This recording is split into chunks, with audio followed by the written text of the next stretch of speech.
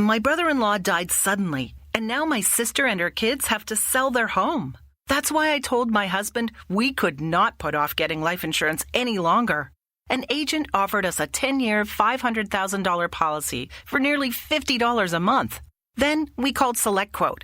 SelectQuote found us identical coverage for only $19 a month, a savings of $369 a year. Whether you need a $500,000 policy or a $5 million policy, SelectQuote could save you more than 50% on term life insurance. For your free quote, go to SelectQuote.com. SelectQuote.com. That's SelectQuote.com. SelectQuote.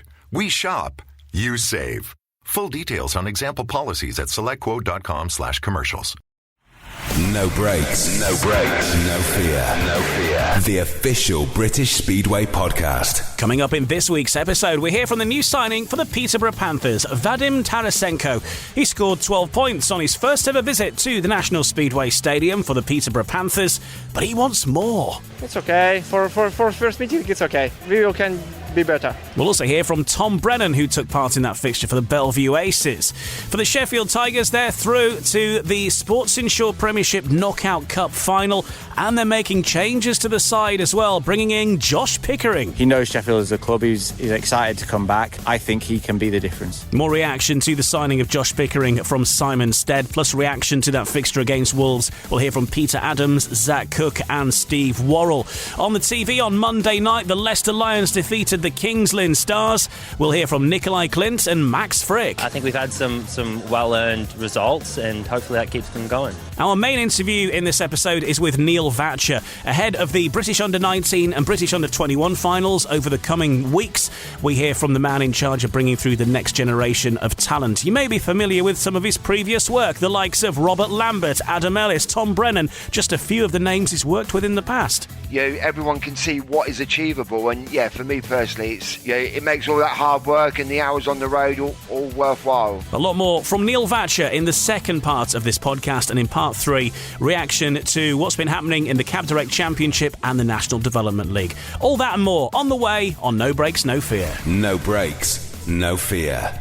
The official British Speedway podcast. Hello and welcome to No Brakes, No Fear, the official podcast of British Speedway. It's all happening in the Sports Insure Premiership, plenty to talk about in the Cab Direct Championship as well, and the National League too, and we'll cover all of that in this week's episode of No Brakes, No Fear. But we start with that televised fixture at the Adrian Flux Arena, where Leicester maintained their playoff charge with a 47-43 win at Kings Lynn for their second victory on the road in the Sports Insure Premiership. Star skipper Nikolai Clint raced to a sensational 17-point haul from 7 rides after falling in heat number 1. Artem Laguta scored a 12-point maximum from his 4 completed outings, but Laguta was unable to appear in the closing stages of the meeting after suffering an ankle injury when he clashed with Chris Harris in heat number 10. Max Frick with 11+2 and Nick Morris with 11+1 top scored for a solid Leicester side, with the 2 Australians securing a 3-3 in heat 15 after the Stars had set up a last race decider. Well, we can hear from the top scorers of each team in a moment, Max Frick, but first, Nikolai Clint with Scott Nichols on Eurosport. How frustrating it is for you boys. You kind of feel like get a little bit of momentum going your way, and then obviously Eric Riss comes in and struggles, and then obviously injury to Artem. It's tough on the team. Definitely, but like I said before the meeting, we on a good run. Like we lost at Bellevue, won last week, and I felt we had what it would take to win tonight, but like you said, unfortunately Artem got injured. Eric wasn't what we expected, and then also Kai, he was our match winner last Thursday, and he was finding it tough tonight as well. But I think we can be proud of ourselves. Like we wasn't giving up, we was fighting, and it was great to have the support around the stadium tonight. Yeah, on a positive note, always ran out a positive. The boys fought hard. He pulled it back to within 4 points, so a lot of character there. Yeah, definitely, Scott. I think we can be proud of our performance with a 4-man team, if you could say that. And again, last week the track guys worked very hard on the track, and it only got better tonight. So I'm looking forward to the next home meeting. Yeah, great night from you, Nikolai. Thank you. Going to come to Max, stand-in captain for Bomber. Max, the Lions are really a few people saying they're punching above their weight. Why is that? I don't think anyone's punching. I think we're doing, what we all expected. It took a little bit, to get the season started and kind of find our place in the league, let's say. Everything's new for the club and it's a new team, all the riders, but we're all meshing really well. We got a great team atmosphere, we're working well and riding hard, and I think we're enjoying our home track as well as, the away meetings now. So I think we've had some well-earned results, and hopefully that keeps them going.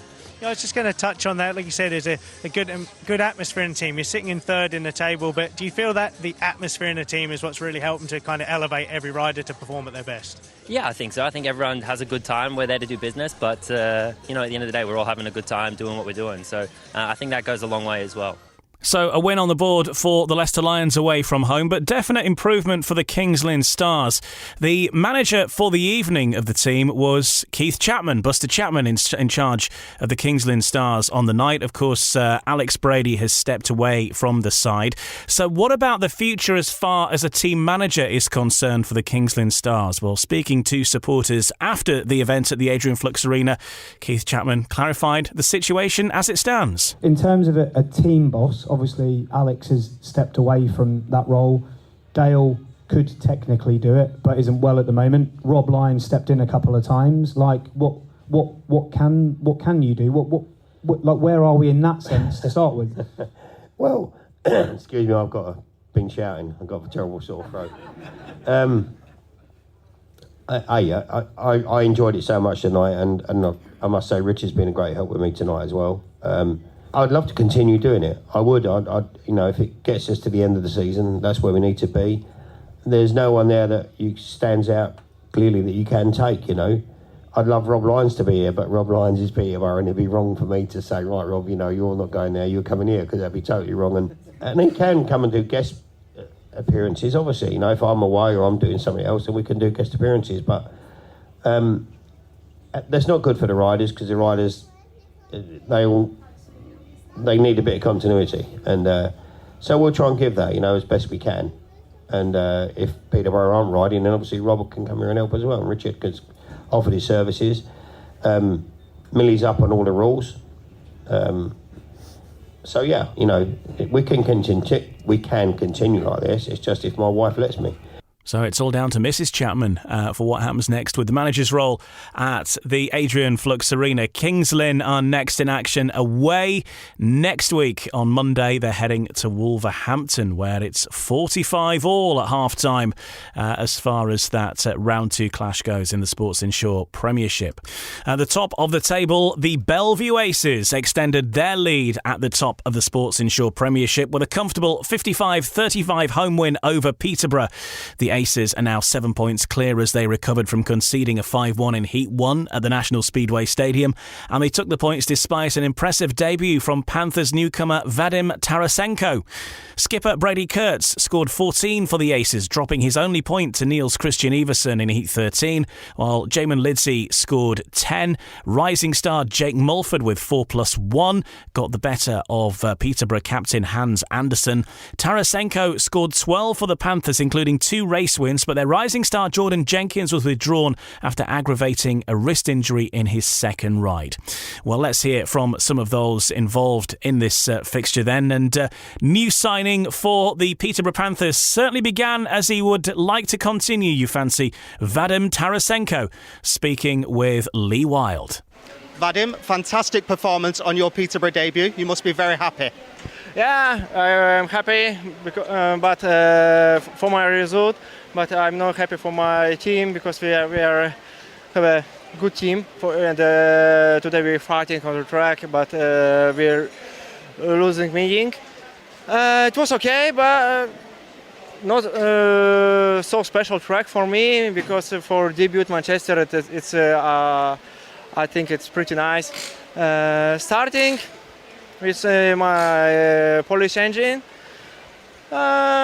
it's okay. For first meeting, it's okay. We can be better. How much are you looking forward to visiting some of the other British tracks, some of the tighter ones, more technical?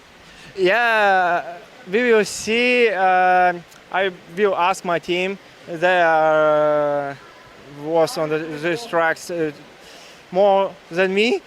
And I think together we can they can help me, and we will fight on the track also. Your teammates seem to help you a lot tonight. That must have made it easier for you. You know, today track was similar like in Poland, and I have an engine similar like in Poland. I need to help for my debut, but not too much because it's not new for me. Track is pretty nice outside. It was great, cool. Vadim, thank you and congratulations. Thank you. Welcome. Well, there's not been a great deal to cheer about for the Peterborough Panthers so far this season, but Vadim Tarasenko getting 12 around the National Speedway Stadium and then saying that it wasn't perfect, he can do better, you fancy has got to be good news. Let's hear from the other side, the Bellevue Aces. Tom Brennan got himself 7+1 on the board against the Peterborough Panthers, and he too has been reflecting on that meeting with Lee Wild. A strong performance at home for the Aces, that's what it takes, isn't it? Exactly, massive a team effort there, and obviously all the boys are working really hard, and yeah, feels really good to get another home win. Really strong pass from yourself in Heat 10, I think. That was a ruthless side that we might not have seen from Tom Brennan before. Is that something that's developing in your riding? Yeah, obviously we're always trying to improve, and obviously we're always working really, really hard, and it's sort of getting to the point now where I'm trying to learn, and obviously for the past 2 years we've been sort of on that upward spiral, and sort of we're at that point now where we need to try and put out moves like that, and it's it's like a huge change for me because it's having that confidence and also having that commitment to kind of put moves on like that, but it's also having trust in other people. So I have massive respect for these guys, and that's kind of ultimately what it comes down to. But yeah, I mean, hopefully we can see a few more of those coming. A strange score tonight. Peterborough seemed to put up more of a test than the scoreline suggested, but Bellevue, they were very strong. Yeah, we were good. I mean, we obviously started a little bit slow, but for myself personally, I started pretty bad in Heat 1, and then also had my second race wasn't too good, and then we managed to turn it around. Everybody's talking really good, which is the main thing, and obviously a winning team. So yeah, everybody's working hard, and like you say, I mean, Peterborough definitely pushed us hard, and with their new signing, they're invisibly stronger now. So big push now for the end of the year. Exactly. That's obviously the plan. We're trying to make it a turnaround.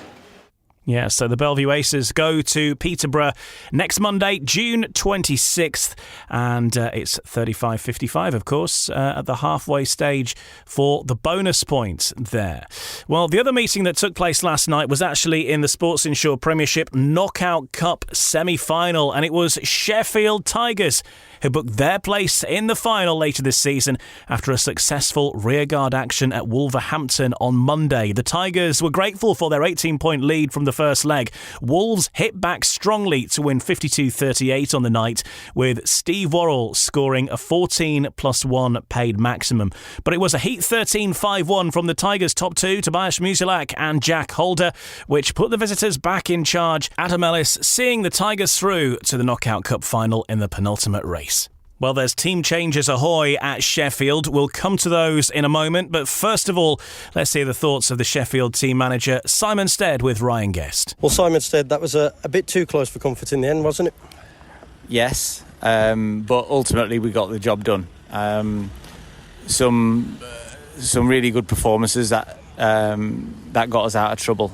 So, look, we take the positives out of the evening. We came here knowing the job that we needed to do. We needed to get to 38 points, and all right, by hook or by crook, we got that job done. So, look, from a mutual or from a mutual fan, then it would have been a great meeting. My nerves were shot, but like I said, we got the job done, which is the most important thing. We can now concentrate on getting things going again in the league and go again from there. A lot has been said about the aggregate point, obviously, because it's been reintroduced into the league this year, and I know this was a cup semi-final, but nevertheless it shows that having certain home strengths as well is going to prove key in this 2023 season, no matter what the competition. Yeah, that's right. And look, in terms of Wolverhampton, we knew we were in for a tough test. They're a very, very good team with a good balance, some very good riders. So we knew we were in for a tough night, because this is an incredibly tough place to come. And I'd probably say that it's not one of our favourites. So we knew it was going to be difficult. But like I said, the focus was on getting to the magic number. So we knew that we were capable of that. We knew that it was going to be tough, but ultimately the job is done, and now we can park it and look ahead. Like you say, you're through to your second straight final in the Premiership as well, the Cup final that is. And like you say, it's a job done, you're taking positives from it. But as team manager, you must have a few concerns about your form on the road. I'm obviously not happy with our away form other than at certain tracks. These smaller, tighter ones do seem to be causing us more problems, but I feel like we will get going. I think that there are positives, and I think we've got a few riders at the moment that aren't quite firing. But I said to Adam after Heat 14, he'd had an awful night, loads going on with his bikes, a big crash, written off a bike, and then to go and pull that out of the bag in Heat 14. So you're only as good as your last race, and that took a lot of you had to dig deep for that, and really that kind of took the pressure off Heat 15. So that was a big race. So we take the positives. We know we have to improve and be more consistent in our away form, but I feel like we'll catch our stride and start making positive moves. Yep, back to league focus and home action this Thursday. Leicester, obviously, a side who appear to be growing in confidence with every meeting that they ride lately as well, and it's going to be another interesting one at Owlerton. Yeah, some riders who ride Sheffield very well, so another team that are solid. So we will need to keep doing what we're doing at home. Our home form has been good. Our riders are performing very, very well around there, and I still feel like there's more to come from us at home as well. So we'll need to be at our best. We know what we need to do. The scores are in Leicester's favour, but with the aggregate bonus point, it's going to need us to all dig deep and pull out another big performance. So let's hope the fans get behind us and help us get there. Well, next up for the Sheffield Tigers this Thursday, it is, a fairly local derby as Speedway goes. The Sheffield Tigers up against the Leicester Lions, and that will be a very, very big one for both teams, of course, chasing playoff contention in the Sports Insure Premiership. It will be a different-looking Sheffield side by Thursday. David Bellego makes way in the team. He's currently out injured. He suffered a bad knock in Germany over the course of the weekend, which led to him also having to withdraw partway through his Polish fixture on Sunday.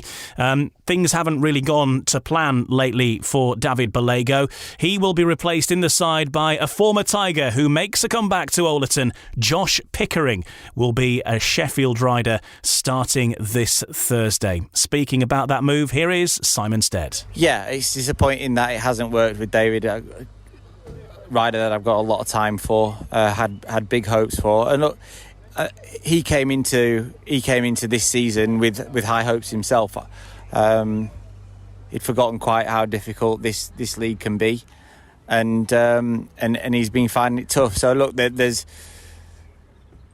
he came in and tried to do a job, and unfortunately, it hasn't worked. So he needs to go away and concentrate on what he's got going on abroad, and we need to regroup with the addition of Josh Pickering, who was a huge fan's favourite, 7-point plus rider the last time that he was racing for Sheffield, and we get him on a steal, in my opinion. So if we can get the best out of Josh Pickering, he gives us a little bit more, certainly a lot more strength away from home, and his home form last time he rode for Sheffield was very good as well. So I think that it was a great move from us. I'm super pleased that we got that one over the line, because there was certainly a lot of interest from elsewhere. But he knows Sheffield as a club. He's excited to come back and get started. So I'm really looking forward to welcoming him back into the fold, and I think he can be the difference. Well, there might be one or two Kings Lynn fans who are not necessarily in agreement with that switch. In fact, you're probably not the only one, because Kings Lynn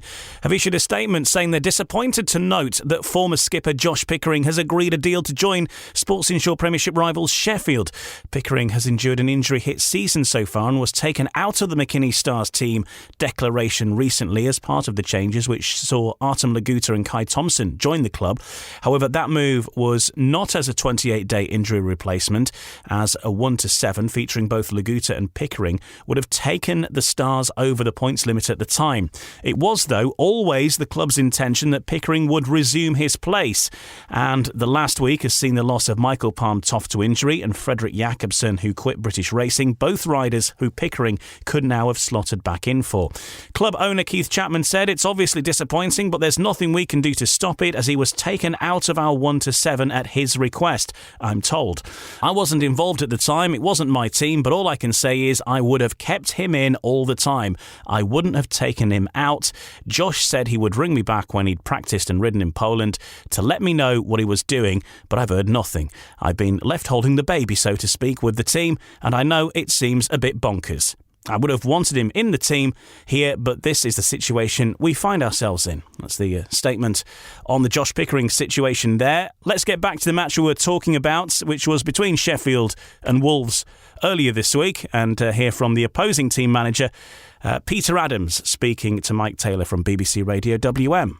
Yeah, we're disappointed, obviously, with the final outcome. As you say, we got stuck in from the start, and with 3 or 4 races left, it really looked as though we were in the driving seat. But no, it wasn't to be, but it was a very tall order against a quality team. 14 points around Sheffield here on the night. They're a good side. That's an impressive performance. Yeah, we're in pretty good nick at the minute, and we've maintained our unbeaten home record, which is a positive, I suppose, but it's disappointing still to lose out in that fashion.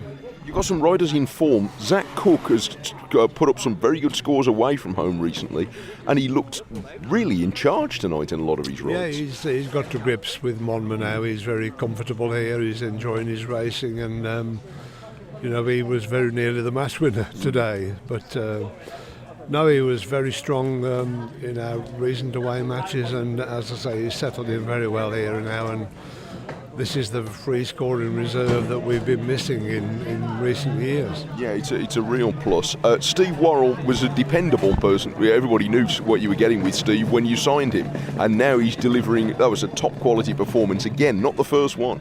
Yeah, I mean, that's his first maximum in our colours, paid maximum. And he was terrific, from start to finish. And with the pairs coming up at Leicester a week on Thursday, I've told him and Sam that they'll be our pairing in that event. Yeah, well, they've ridden well together as well, haven't they? As well as both scoring independently. Yeah, the talk of the league. These 8 ones are theirs. They keep peeling off these 5 ones. Be interesting to see what they do next Monday with Mr. Laguta in town. Yeah. But no, that's a strong combination. And just quick about that meeting next Monday, and clearly with his name in the programme, that in itself makes it an attractive meeting. You've taken on all comers here so far this season, and that's one to look forward to. Absolutely, we need to maintain our league form now, obviously, and as you say, it should be a cracking meeting next Monday against Kings Lynn. Let's see it from one of the riders singled out for praise then from Peter Adams, Zach Cook with Ryan Guest. Well, Zach, first and foremost, it's obviously been a tremendous effort only to miss out 4 points on aggregate, and the boys can be really proud of what they've achieved tonight. Yeah, definitely.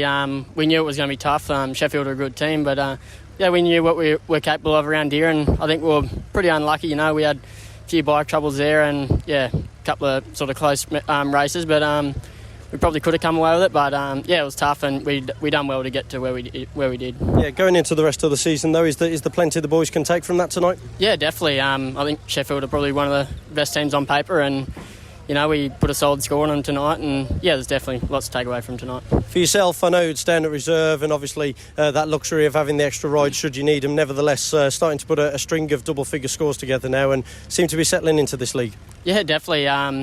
Sort of first few meetings, I was just sort of getting settled, and it was a bit different sort of to Championship League, and I'm feeling comfortable now, and a couple of good meetings, and giving me plenty of confidence. So yeah. And Heat 2 at Monmouth Green in particular, I think that's 5 or 6 on the trot you've won now. Is that something that's key as reserve to get that night off to a confidence boosting start? Yeah, definitely. That's sort of my first goal for the night, is to win Heat 2 and put myself on sort of on a roll from that. And I've been doing that, which is good. And just keep going the way with that. Next up for the Paris International Wolves, it's Kings Lynn at home in the Sports Insure Premiership, obviously, with a big thanks to yourself as well, obviously getting that draw last Thursday, 45-all at the Adrian Flux Arena, and another big chance to get 3 more league points on the board next Monday. Yeah, definitely. If we just keep doing what we've been doing around here, we're definitely capable of beating them and getting the aggregate point and putting some more points on the board for us.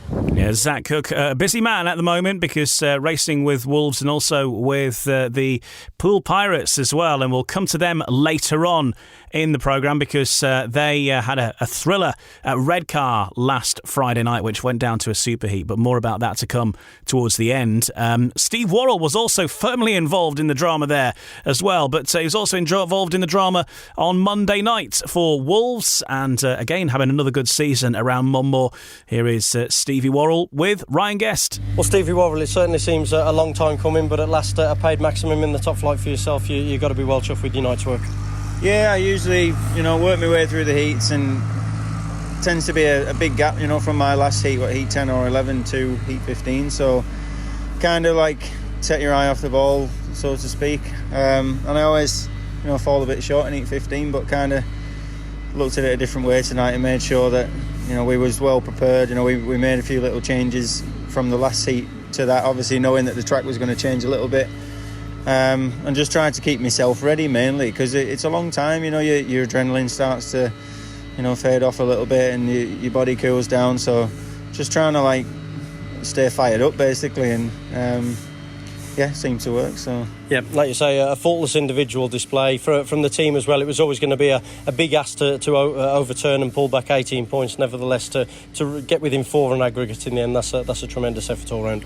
Yeah, obviously the tip to be one of the favourites. So, like you say, it was a big points deficit to claw back, and Jesus Christ, it's our own fault. We let it slip towards the end at Sheffield, and if we'd have been able to manage that lead, it would have been cool to go into heat 15 and doing battle to get into that final, but just wasn't meant to be. Hats off to Sheffield. Over the 2 legs, they was the better team, and they'll go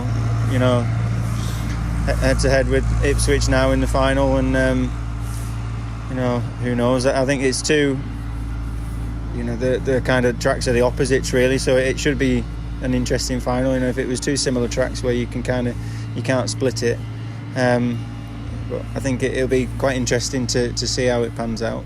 Now, the optimist would say that it's not actually sorted between Ipswich and Peterborough just yet for who's going to be in through to the final to join Sheffield in the Knockout Cup final, but Ipswich are, I think, 24 points ahead at the halfway stage over Peterborough. So it would be a massive comeback, but you never know. It can be done.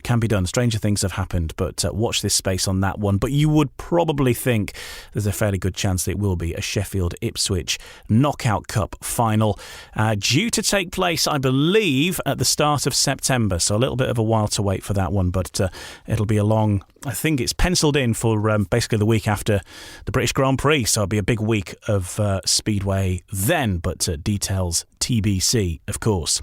Let's just round things up for this section then and have a look at the Sports Insure Premiership table and just see who is where. Of course, the Sheffield Tigers keeping the pressure up on the clubs above them, but heading the table at the moment, the Bellevue Aces, having ridden 14 matches so far with 24 points on the board. That means Bellevue, yes, they are top, but they have ridden 4 meetings more than any other side, certainly the ones directly beneath them. Wolves have ridden 12 meetings, 17 points and a second. Leicester, 10 meetings also, and same on 17 points. It's just the points differences that's separating Wolves and Leicester at this stage. Sheffield have ridden 9 meetings and are on 13 points overall. In 5th place are the Ipswich Witches on 10 points, and then below them it's Kings Lynn, 11 ridden and 7 points, and the Peterborough Panthers, 9 meetings ridden 2 points. So it is starting to break away, and it's starting to look at the moment like it's going to be 4 teams from a possible 5 at the moment. It's down to Kings Lynn to close that gap. They're not being left behind just yet, but you are just starting to get that little bit of a gap opening up now, just a few points.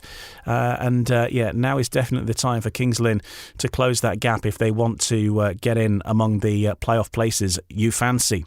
So looking at the overall outlook over this next week then, in the Sports Insure Premiership, next action will be on Thursday, and we've got 2 round 1 clashes still finishing off from earlier on in the season. Ipswich versus Peterborough, which will be on Thursday at Vauxhall. Ipswich already ahead on aggregate in that one by 4 points overall. And Sheffield versus Leicester. Leicester have a big old lead for the aggregate bonus point in that one. It's at 37.53. 7:30 the start time for both of those. And then the next Sports Insure Premiership action will be on Monday. 2 round 2 matches: Peterborough Panthers versus the Bellevue Aces, and Wolverhampton Wolves versus the Kings Lynn Stars, which of course is level on aggregate as it stands at this moment after that superheat from last week. So that's the Premiership action, and hopefully you can get along to some of those fixtures. We'll review what happens in those this time next week. In the next part of No Breaks, No Fear, we turn the attention on the youth with the man who's in charge of the under-19, the under-21 setup, and also the level below that as well, overseeing the GB Young Lions and the British Youth Championships. But also more than that, he is the man overseeing all of the referees and the rule book. Neil Vatcher joins us in the next part of No Breaks, No Fear. No Breaks, No Fear. The official British Speedway podcast. Welcome back. I'm Ian Brennan. In the final part of this podcast, we will have some reaction from Redcar, where the Redcar Bears and the Poole Pirates had to be separated by a superheat in one of the greatest speedway meetings you'll ever possibly see. It had absolutely everything, and certainly if you're looking for a speedway meeting with some excitement that you haven't seen, that's definitely one to add to your list. It was live on BSN, and that was last Friday. So reaction from that coming up, and we'll look ahead to the week ahead in the Championship and the National League in the next part. But right now we're turning our attention on the youth situation, because the British Under-19 Championships take place at Birmingham Speedway next Wednesday, the 28th of June at Perry Bar, and very soon it'll also be the British Under-21 final, with the lineup announced for that this week as well. It takes place in Glasgow on July the 16th, which is a Sunday afternoon. So certainly 2 fixtures to add to your diary there to see the youth of tomorrow. The man who oversees those competitions and all of the work at the youth level of British Speedway is Neil Vatcher. Now, Neil's work can be seen wherever you go in British Speedway. In fact, World Speedway now, because riders like Adam Ellis, like Robert Lambert, even to an extent Dan Bewley has come through the system as well, Tom Brennan. Just a few of the names I'm plucking off the top of my head here that Neil has helped on their journey through the youth ranks to the great top table of World Speedway now. And Neil joins us. Neil, welcome along. Great to have you with us as always.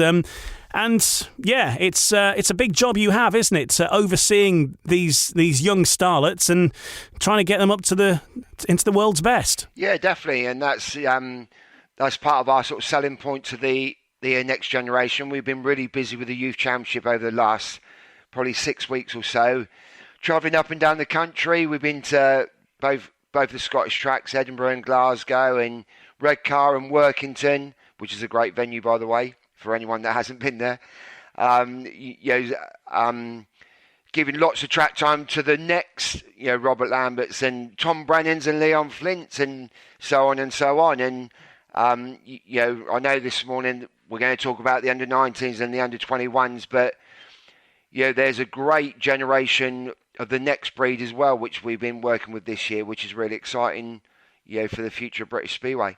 It must give you great satisfaction. I know it gives you great satisfaction to see these lads progress. Of course, not everyone is going to flower into being a Grand Prix star, but you must be able to see this raw talent from an early age and see these lads going round and think, well, there's something to work with there. Oh, absolutely. To be honest, someone mentioned to me at Redcar, like we had a youth round at Redcar Saturday, and someone mentioned to me, it must be so satisfying for you, Neil, to see, the work that you've put in over the years, to see so many riders achieving now. And, in fairness, I think like Tom Brennan is probably the most recent one that's moved to another level this season again. And, sort of looking down the list, as I said just now, there's, like I'm just sort of looking at the names now from the under-21 final, there's probably, well, in fairness, possibly all 16 potentially could be the next Tom Brennans in the next year or so. So, is that the work dedication that they put in and the effort that those guys put in, but everyone can see what is achievable. And for me personally, it's it makes all that hard work and the hours on the road all worthwhile. To see that those guys do really want it and they're all working hard to achieve their own ambitions. The Rising Star system, of course, continues, and that must greatly assist your work, especially when the lads are getting now to a decent standard and looking to kick on to the next stage. And we've seen, for example, Tom Brennan, as you named him there, made it into the main body of the Bellevue team, even though he was at Rising Star last year. And now, for example, Jake Mulford, he's got a couple of years in those ranks now. And I know that fans will be looking and, not every week's going to be a brilliant week, but you can see in his results at Redcar in the championship just how much he has progressed over even the last couple of months, I would say. Like 100% in, to be honest. I think Jake Mulford's a great example. Last year at the British Under-19s at Redcar, he was absolutely fantastic and like riding the fence, getting out in the dirt, and such an exciting talent. But at that stage, he was only riding National League, which, no criticism to the National League, but they haven't got that many fixtures. And, this season, as you quite rightly say, we've all seen he's progressed massively due to having, riding in the Championship for Redcar and the Premiership for Bellevue. And in fairness to both teams and, team managers and promotions of those clubs, they've actually stuck with him because they can see the talent there, because I think Jake, for his first Redcar fixture, had quite a big pile up. He injured himself. He was out for 9 or 10 days, knocked his confidence. It would have been easy for those clubs to have dropped him and replaced him, but they've stuck with him, and now they can see those benefits, which is something that, all these guys need is the opportunities of racing against better riders, which ultimately makes them a better rider themselves. Well, the draw's been made for the Under-19 Championships now at Peterborough in Birmingham next Wednesday. Here it is, and some names you'll recognise among this. Nathan Ablett at number 1, Sam Hagan at 2, 3 is Ben Trigger, 4 Max Perry, 5 Jake Mulford, 6 Joe Thompson, 7 Dan Thompson, Ace Piper at 8, Vinnie Ford at 9, Jody Scott 10, Elliot Kelly at 11, Sam McGurk 12, Mickey Simpson 13, Harry McGurk 14, Ashton Bowsian 15, Freddie Hodder 16, and the reserves Luke Harrison and Max James. Some of those riders, of course, have got experience of riding around Peterborough as well. Similarly, Jake Mulford came very close to winning the Under-19 title last year, finished second, so now Leon Flint's not in his way. He'll be fancying his chances of going one better this year too. Yeah, absolutely. Like I did a press release sort of late last week, stating that there will be a new British champion crowned on the night due to obviously Leon being overage now and no other under-19 champions in the lineup, which is really exciting for all 16 riders. That all those guys have got the opportunity to be crowned the new British under-19 champion, which is really exciting. Again, in touching on a couple of guys that you've already mentioned, obviously Dan and Joe Thompson are also both Birmingham riders, along with Sam Hagan now. So they'll obviously have the home support. Again, Jake would just touch on exciting talent. Doesn't mind riding the outside. Can blast it around the boards. He's really quick on the grass as well. So he knows how to race really hard. Even though I could touch on Nathan Ablett, that's been given the opportunity by Scunthorpe in the last couple of weeks, and again he's improved massively due to be given that opportunity. Whereas at the start of the year. Again, he was just riding National League, wasn't riding enough. But now that he's riding for Scunthorpe, his performances have improved massively. And then we got a couple of riders that are competing in the Youth Championship as well, that have both also going to be competing in the Under-21 Championship, and Jody Scott and Ashton Bowsian. Both of those guys rode at Birmingham just a few weeks ago in the youth round there, and had almost like a secret practice, if you like, for this British finals, and both of them were absolutely fantastic on the night. So don't go ruling them out, and again, as I say, looking down the list, you could pick any one of those 16, certainly to make the rostrum at least. And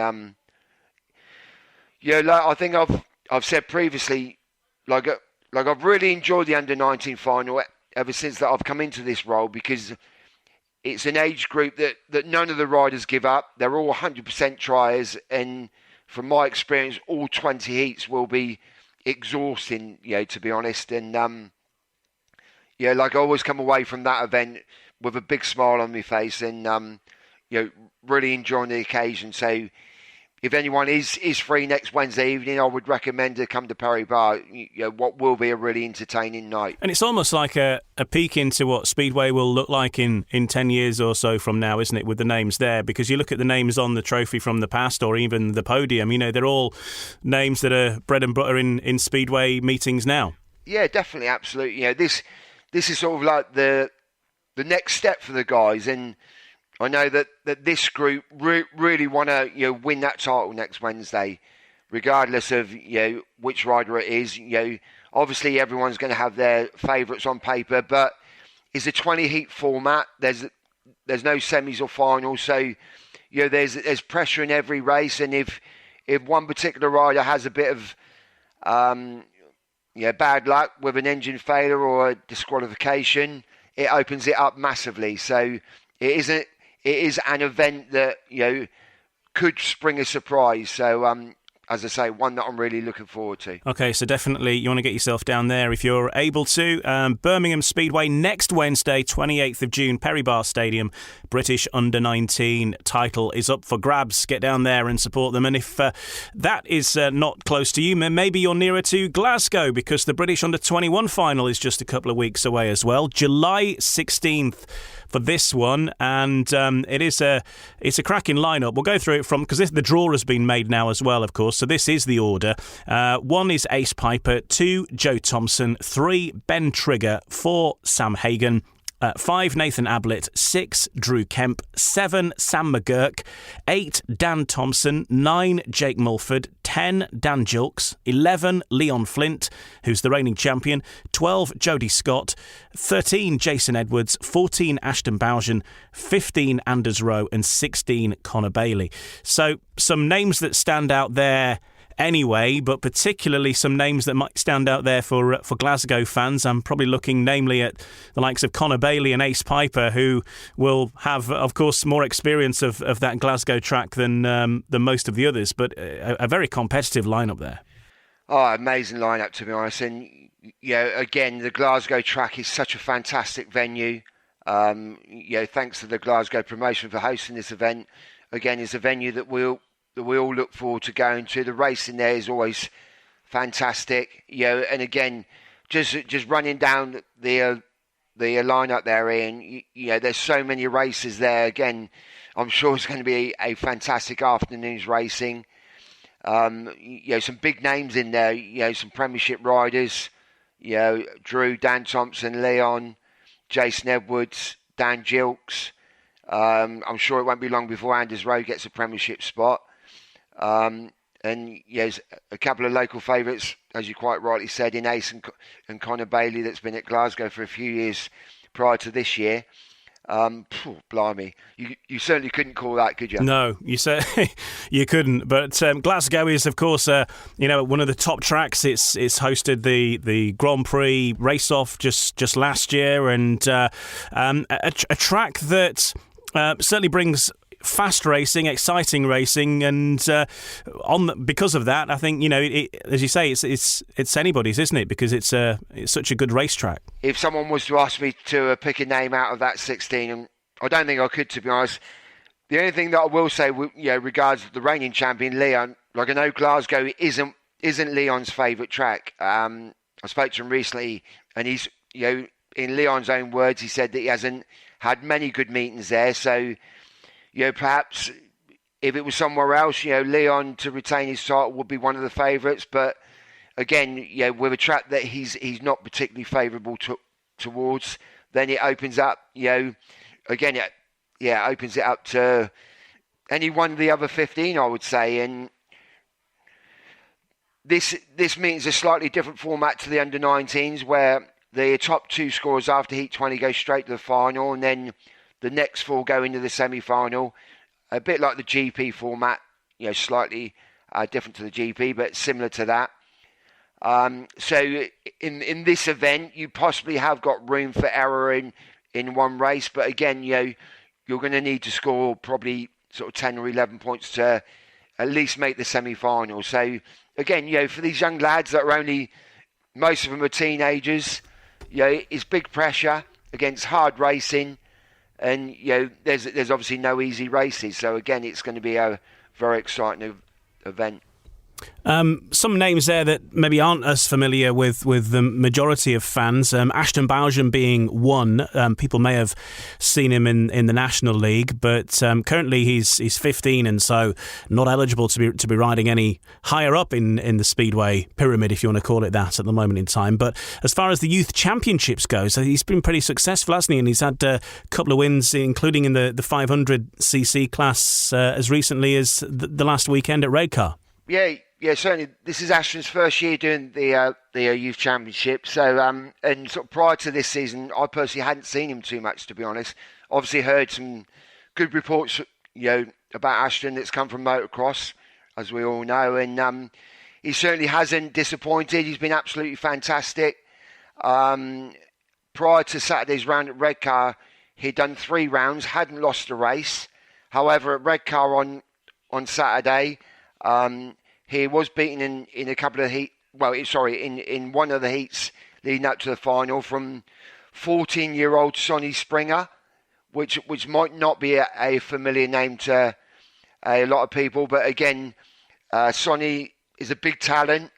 Doesn't turn 15 until November, so any National League promoters out there will have to hold their horses on that one and perhaps tap him up for the 24 season rather than this year. But Sonny beat me in one of the heats on Saturday, which was a fantastic race.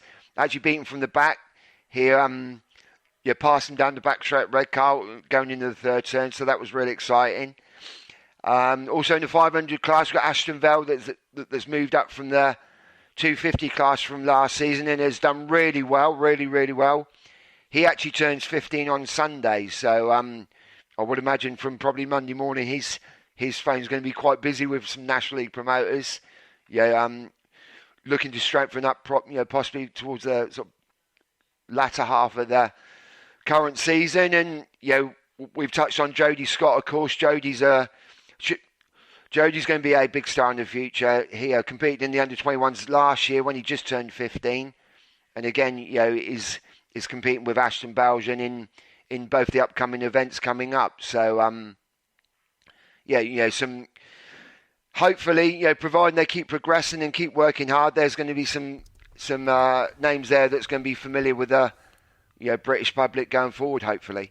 And in addition to this, you've also been running the first official British Women's Championships as well, to run alongside that. And Katie Gordon is a well-known rider that's been taking part, as has Selina Lieberman, who made history being the first female rider to ride in the SGP2 last year. And she did very well, of course, in that series. But first time she's really been seen over here too. So just a word about that British Women's Championship. Yeah, unfortunately, we didn't have the numbers that we were hoping to have for the Women's Championship, unfortunately. It wasn't, in fairness, it probably wasn't the success that we hoped that it would be. However, on the back of that, Selina did come from Germany. She competed in all 3 events. I've been fortunate enough to have seen her ride in Europe before, so I sort of knew what to expect. But I think to everyone that hadn't seen her, they were massively impressed with her. She had some really good race times at all three venues, Edinburgh, Workington and Redcar on Saturday. I know that some of her times on Saturday were very similar times to the Redcar fixture on the evening before against Poole.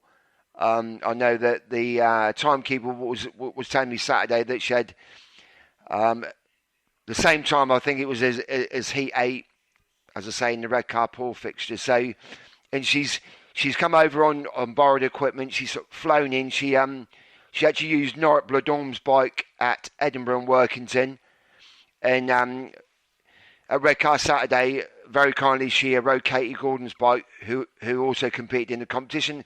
And to be fair to Katie, did a good job.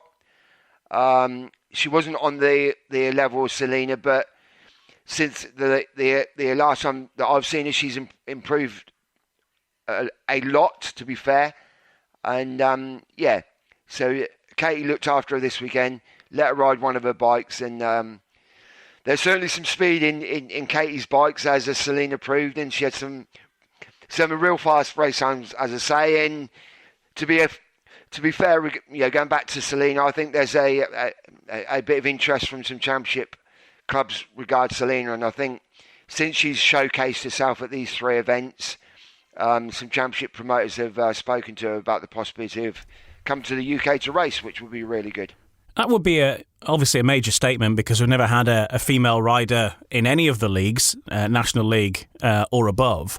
So if somebody was to take the leap there, then obviously they were breaking new ground. And if she's going round in the same times as the guys, then what's stopping anyone? What would be stopping someone, do you think, making that leap of bringing Selena Lieberman into a side? Look, I think anyone that's seen her over these last three events, to be honest, I don't think the female thing would come into it, because regards her style on the bike, she actually looks like a spear rider. She's got a great style. She's obviously got the speed. The only thing that would put a doubt in anyone's minds is that she's ridden in Poland, in the Polish Under-24 League, which means that she would come to the UK on a 5-point average.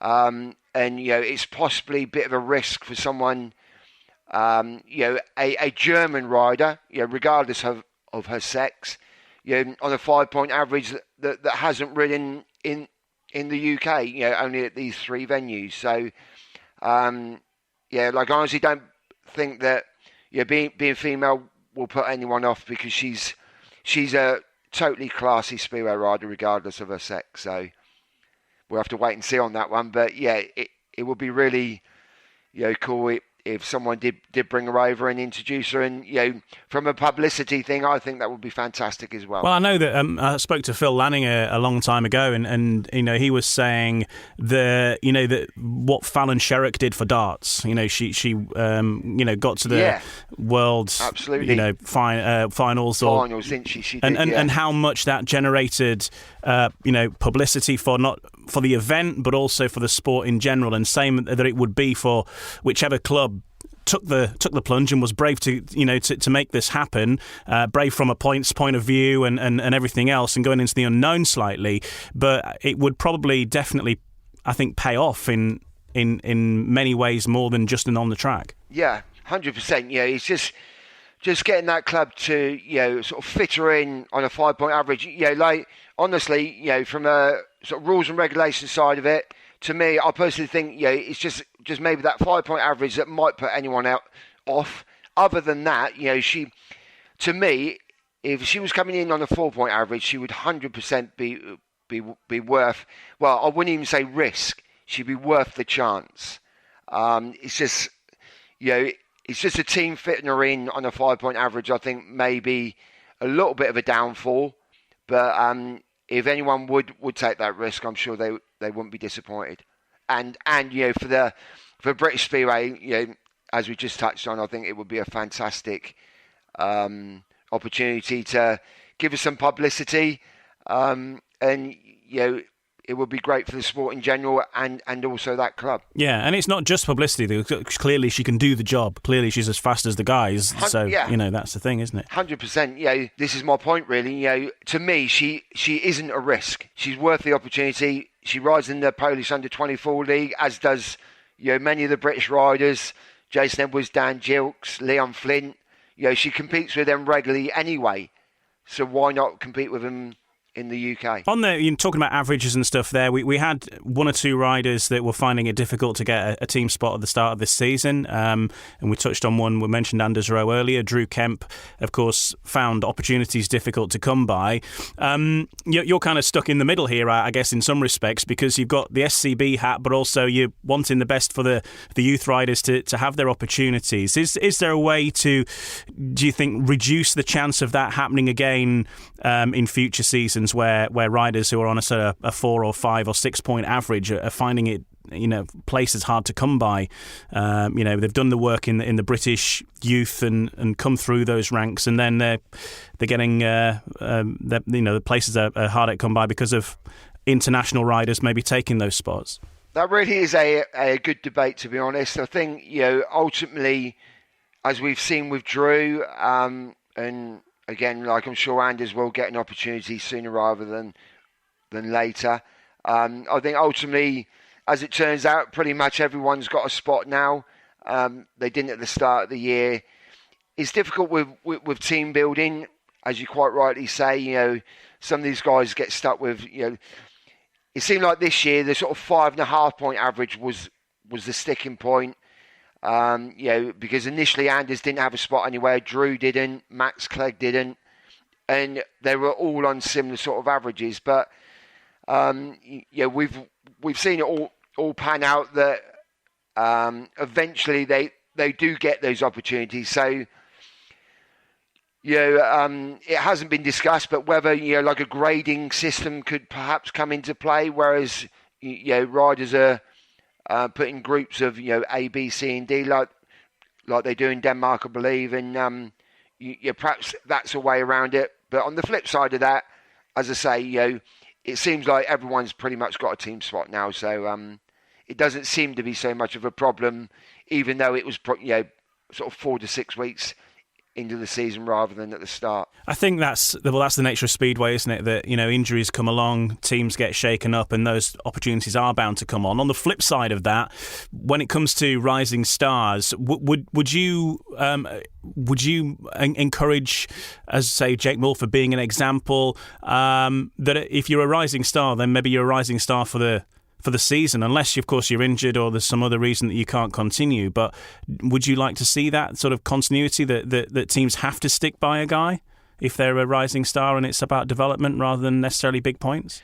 Yeah, again, that's a good debating point. Again, like I'm always a little bit cautious because, again, ultimately it's the club's businesses, isn't it? And if clubs are suffering, if a club hasn't won for 6 meetings and it's affecting their business, I think we've just got to be a little bit careful, where we obviously don't want to lose any clubs through, like losing spectators if they're losing every week.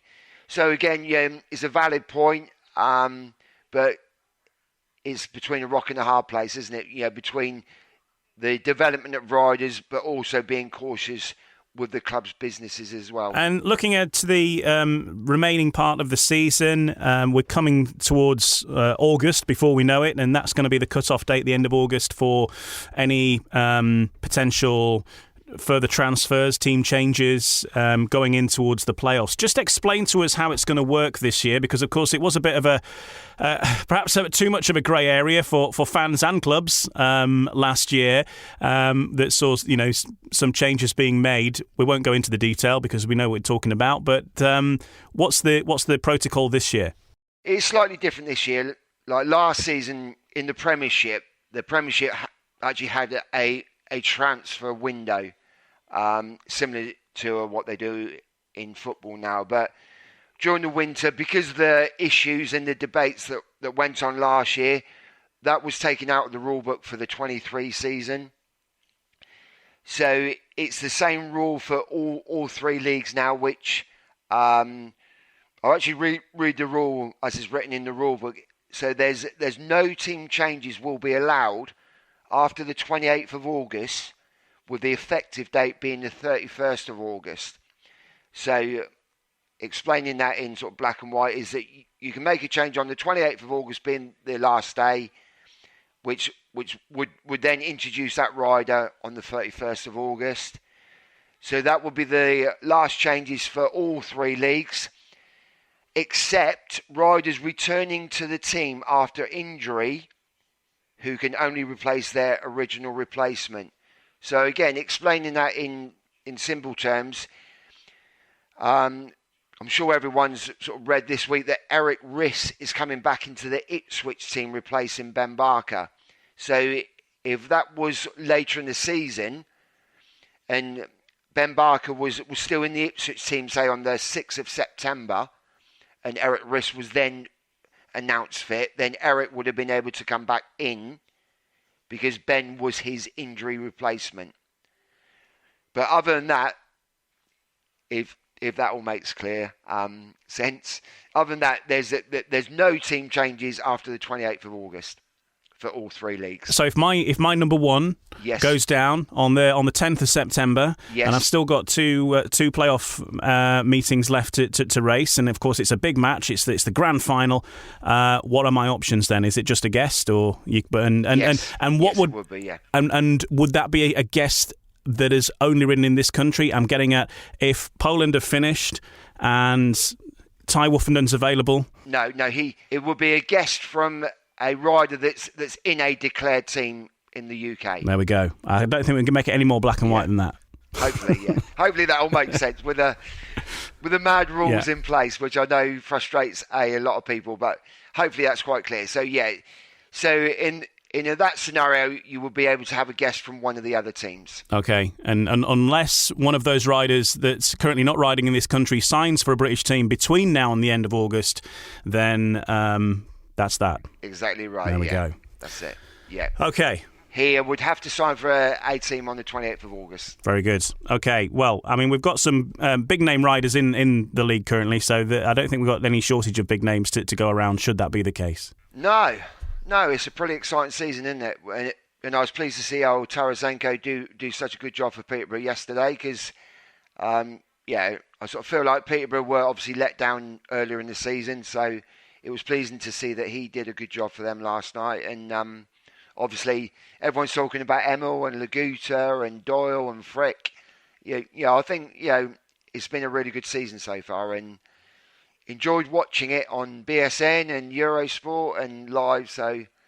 And I hope everyone feels the same. Good stuff. Well, look, thanks for chatting to us, Neil. Always great to chat with you about Speedway and everything else. And we could chat all day, I'm sure. But you've got things to do. You've probably got signings to approve and rules to change and things like that. Oh, there isn't any rule changes, not until next season.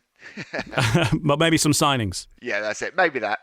All right. Thank you for having me on, and doing a good job on the podcast and also BSN. Thank you very much. My thanks to Neil Vatcher joining us on this episode of No Breaks, No Fear, the official British Speedway podcast. And those dates once again, British Under-19 final takes place at Peterborough, Birmingham next Wednesday, the 28th of June, and the 16th of July at Glasgow for the British Under-21 final. Some great fixtures in the British Speedway calendar. In the next part of No Breaks, No Fear, we'll have a roundup of what's been happening in the Championship and in the National League as well, and looking forward to the week ahead in those two leagues. In the next part of No Breaks, No Fear. No Breaks, No Fear. The official British Speedway podcast. In this final part, we'll have a look at what's been going on in the Cab Direct Championship and the National Development League, and we'll start with one of the best meetings I've seen in a very long time, and I think you will struggle to find a better one as well, to be honest. Poole edging out the Red Car Bears in a superheat at the end of a Cab Direct Championship thriller at the Echo Arena to go back to the top of the table. The sides drew 45 all in a terrific contest which boiled up in a dramatic finale with the scores level. Bears number one Danny King was disqualified disqualified from Heat 15 for breaking the tapes. That gave the Pirates a match-winning position in the rerun, but on the last bend, skipper Steve Worrell was disqualified for bringing down Charles Wright, and the race ended in a 3-3. Charles Wright needs to get out front here for the Red Car Bears to take it to a final superheat. This is going to give victory to the Poole Pirates as it stands. Charles Wright is slipping further back here. Up the inside comes Steve Worrell for the Poole Pirates here. Going round the outside, it's Charles Wright. Steve Worrell just about in front. Into the final turn.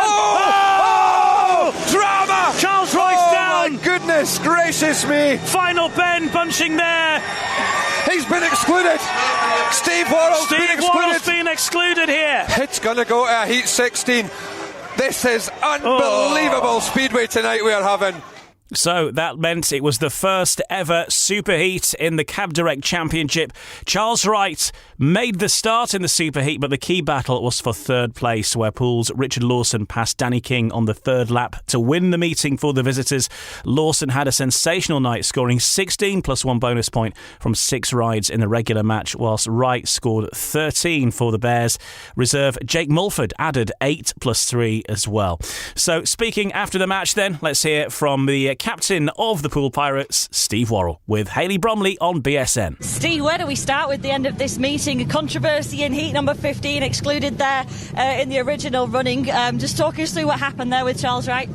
I just felt like he dropped it over the top. I mean, he kind of knew that the pass was made, and he dropped it over the top, but as he did, he kind of like locked up. And obviously I've got nowhere to go other than into the side of him. It wasn't nothing intentional. We just managed to, because if it was forceful, you know, he would have gone flying, but we kind of just tagged on to each other.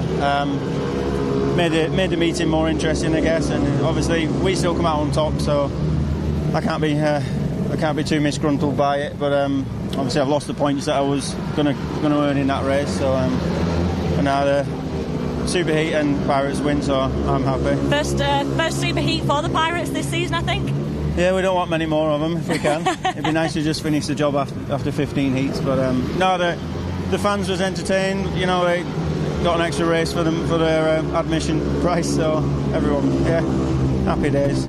Some of the other big stories from the Cab Direct Championship from this last week, and Gary Flint has stepped down as Berwick team manager for personal reasons. The former rider and father of British U21 champion and Bandits captain Leon has managed the Bandits for the last 7 years, in addition to the National Development League side the Bullets, and acting as co-promoter of the Borders Club. Kevin Little, who rode for the full set of Northern clubs during a sparkling 20-year career, will manage the Bullets full-time for the rest of the season, and the Bandits home meetings, beginning with that visit this last week of top of the table Oxford Cheetahs. On to the match itself, and Oxford kept up their 100% record in the Cab Direct Championship with a very close fought victory, 46-44, taking them back to the top of the table in a last heat decider. The Cheetahs overcame the loss of Louis Kerr with a knee injury in Heat 1 after a crash, and still secured the victory at Sheffield Park with their top two of Scott Nicholls and Sam Masters, both still in top form.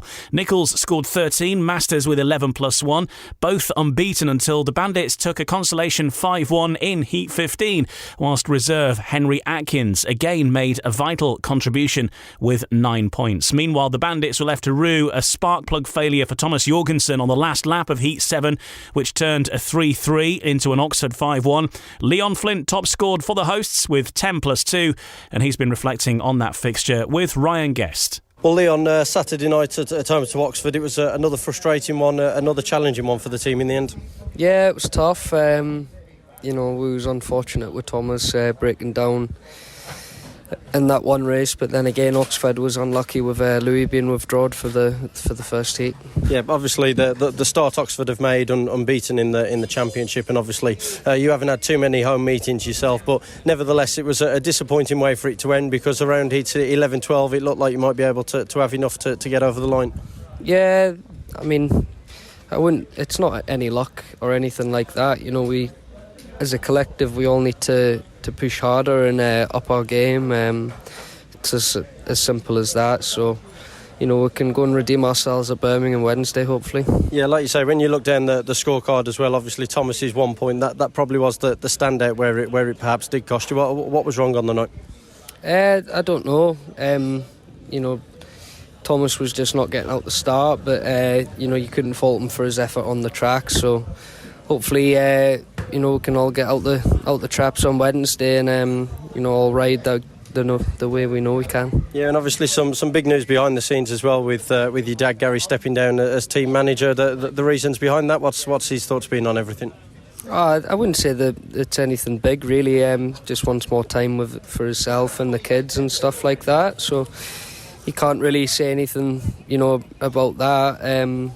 He's just choosing to take a step back. He's still doing everything behind the scenes. But yeah, it's not any big news or anything like that. All the people that's filling in have been there from the same amount of time as my dad has been, so they're all familiar faces. Yeah, and like you say, big away meeting at Birmingham Peterborough on Wednesday night. Nevertheless, obviously need to start picking some points up in the Cab Direct Championship, and you could really do with a run of home fixtures as well. Yeah, well, we do have the home fixtures coming up. We have them more at the end, where everyone else is kind of sitting waiting to see, if they're in the playoffs or who they're going to be racing against, kind of thing, where we're hopefully going to be on the ball and racing week in, week out. So, hopefully if we do make the playoffs, that'll work to our advantage. Yeah, Leon Flint there, and as he touched on, the Berwick Bandits next in action on Wednesday night, visiting the new-look Birmingham Brummies under manager Stuart Dixon. He's made his first moves by signing Troy Batchelor back into league racing and adding the signing of youngster Sam Hagan at reserve. They replace long-term injury victim James Wright and Aussie teenager James Pearson. But Dixon has hinted there could be more to come. There's new averages on the way out very soon, which will come into effect in July. Watch this space. Quick roundup of everything else that's been happening in the Cab Direct Championship that we haven't touched on. Of course, there was the second Scottish derby. Glasgow duo Benjamin Basso and Chris Harris both scored maximums as the Tigers fended off Edinburgh to win 49-41 at Ashfield. Basso went through the card with 15 points, Harris scoring 13 plus 2, combining for a 5-1 in Heat 15 after the weakened Monarchs had taken the Cab Direct Championship meeting all the way to the last race. And that was their second 5-1 in the space of 3 races, with Heat 13, where they also got the better of Edinburgh guest Justin Sedgman, hailed as one of the best ever racers at the venue. Sedgman top scored for the Monarchs with 11 plus 1. Newcomer Bastian Bork impressed with 8 plus 1, along with Paco Castagna. We should say get well soon to Paco Castagna. After that meeting over the course of the weekend in Italy, he had a big crash and he's set to be out for at least 4 weeks now, having broken his arm and I think dislocated his shoulder as well. So all the best to Paco. Hope to see you back on the track very soon. On the other hand, coming into the side will be Josh Pickering, who makes his return for the Edinburgh Monarchs, along with, of course, now the Sheffield Tigers. So welcome back to Josh Pickering to British Racing. Scunthorpe kept their excellent form going with an emphatic 57-32 home win over Plymouth in the Cab Direct Championship.